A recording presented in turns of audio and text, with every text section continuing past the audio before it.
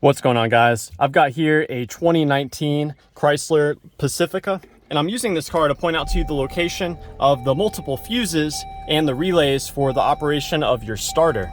So we can find all of this under the hood. Over here on the driver's side, there's a large fuse box cover for us to remove. To do this, simply push in on the tab here and here while you lift up on the fuse box.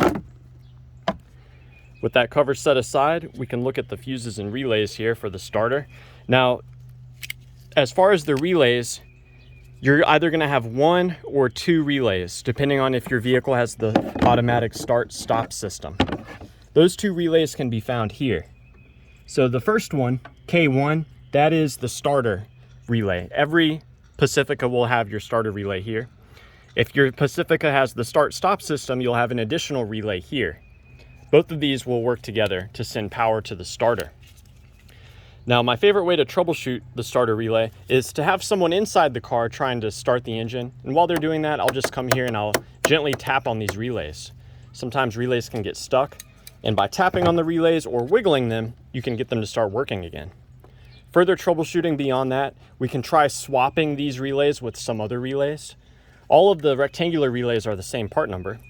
And so I can take this relay, for example, and swap it in.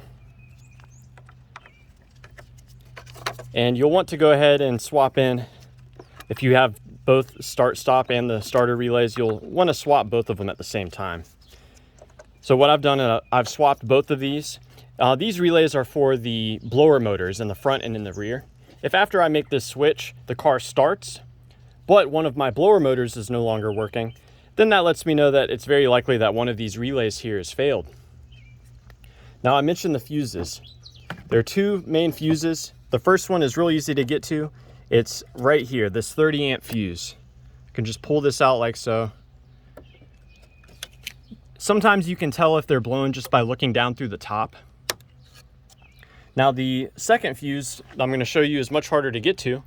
We actually have to pull this piece up and get it out of the way. This is a duct that brings fresh air into the bottom of the air box. With the duct out of the way, we can pivot this back. And we're looking at this 40 amp fuse right here. So this fuse carries power for the starting system.